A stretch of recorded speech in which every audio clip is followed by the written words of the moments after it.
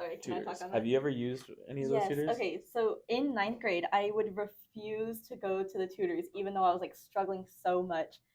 Don't be like me, guys. Forget about pride. I was like, no, I can do this on my own. Yeah. Junior year hit. That year was so hard for me. I was there every single day.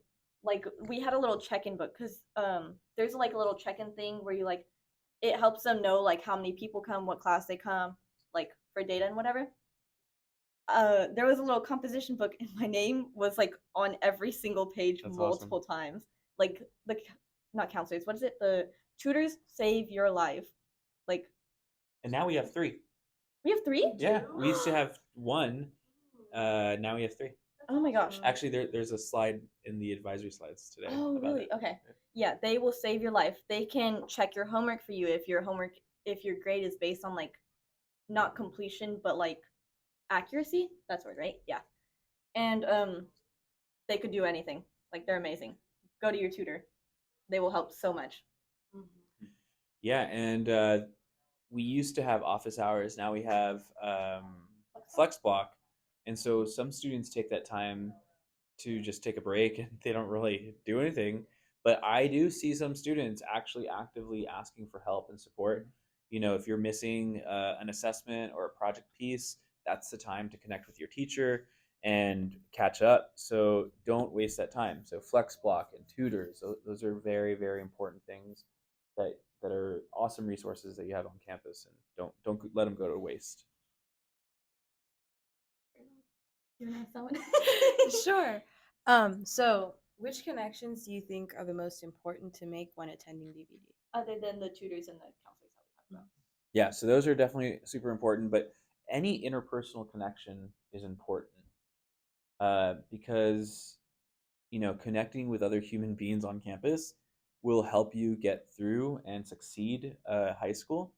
And so, of course, developing a rapport with your teachers is important. Developing healthy relationships with your peers. That means the other students in your class, people in your advisory. You get an opportunity to meet other people from other grade levels in your advisory. So a lot of times you have like a ninth grader that's really quiet, won't talk to the 11th grader or 12th grader or 10th grader. Make sure you're developing those intergrade level connections too.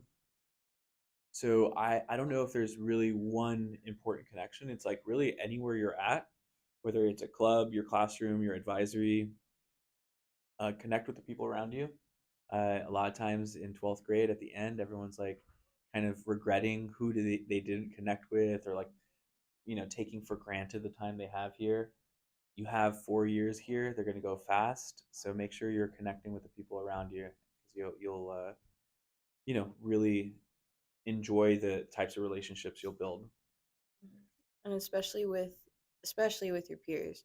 I have to say that's helped me a lot is like having friends that know what they're doing because like if you don't know somebody, you don't really feel comfortable enough to ask them, "Hey, do you know how to do this?" You know what I mean? Oh yeah. Like if like let's say the teacher's busy, like they'll always say like ask your table mates, but sometimes everyone at the table is like like Yeah. you want to be able to ask the people that you know questions because they may understand something in a way that you never even thought of before, and they can help you learn because you guys probably think alike. Like there's a lot of stuff that goes into having a good like Relationship. relationship, yeah, with your peers, and it really like you'll see the benefits as time goes on in like your grades and Mental like health, like yeah, everything. yeah, exactly. Charles, do you have anything to add or ask? Um, to add on to like um counselors and stuff, I have like a question. Like, how would how would you say like the best study techniques? Like, you know how there's Cornell notes, there's like study guides that students can make on Quizlet, things like that. What have you seen like work best for students studying? Like, I mean, it really depends on the class. With project based learning, sometimes there's less tests. And it's more like you're doing something, you're creating something. So you don't have to like memorize things. But if you're in a class that you need to memorize things, like make sure you're taking active notes. What type of notes really depends on you. Everyone's different. And so what works for you may not work for someone else. But I think the most important thing is to be actively engaged in the class. Make sure that your attendance is good. So if you miss too much class, that really hurts your studying, right? Because you're not there. Make sure that while you're in class, you're present. And so, make sure you put your phone away and you pay attention to what's going on. When it comes to studying for tests, it's always good to ask teachers if they have like a study guide. When it comes to preparing for like a project, ask for things like rubrics. Rubrics really help communicate what you need to do, and so those are things to ask. Um, and yeah, rubrics, study guides, ask for those things. Yeah, rubrics are a big thing because usually the teachers here are very thorough in their rubrics. Like they literally tell you what they want to see in your like written thing or whatever you're doing. So reading the rubrics is really important. Don't just go like, "Oh, it's fine. Like I just have to do the usual." No. They ask for specific things. Check it. It will help. And also, like, adding on to the being present in class, be present in class, please. That's something that's like really helped me through the years because, like, especially during junior year, I sort of struggled because I'd be like, oh, it's okay, I can do it later. But like when you're at home, you have your phone, you have chores to do, you have a bunch of stuff that you need to do. And if you're present in class, the odds are you're going to receive more information because they're genuinely like they're telling you what to do. And they may say more than they say on the rubric. So they're telling you what to do. And like you can get so much more done when you're in a like professional environment. And it's, at least for me, it depends on the person, but it's a lot easier, I'd say, than just speeding through everything within like a weekend, like just going crazy and just like hours worth of work. And who wants to work on the weekend? Exactly. Nobody. Oh my god. Nobody does. I have students that will say like, "Oh, I work better at home," which sometimes is true, but try to get as much as you can get done in the classroom so that you have more time for self care, more time for leisure and things like that. So Yeah. take advantage of the time you have. Hold on, just one little thing, and then I'll let you go. Sorry, Imani. See, I'm one of the people who usually work better at home. Like, that's me. Like, I will get nothing done in class the whole time. But then I have like a life at home, and so I really put it off till last minute. And so I would have to do like all nighters. I would start at like 10 because that's when my family would go to sleep, and then I would just work through the whole night doing all my assignments. So yes, I may work better at home, but if I got more done at school, then my life would have been so much easier. It's like it's a balance. An important point to make is that this room specifically is also used by students as a tool for test taking or for if they need extra help. So like Evelyn says, like she can't really concentrate maybe in class, or Jenna, you can't feel like you can't get things done in class. You can either go to your counselor, ask for help, or you can ask to come to this room because maybe the classroom is too overstimulating for you, and maybe you need a special place to get your work done. Maybe you can't be by your friends in the classroom because it's hard to get your work done. Maybe that's something you can ask a teacher or maybe have a conversation with if you need accommodations for things like for getting your work done. So always check in to see if like you can get accommodations. And nine times out of 10, it's gonna help you. Another thing, like me, junior year, I put off a lot of work.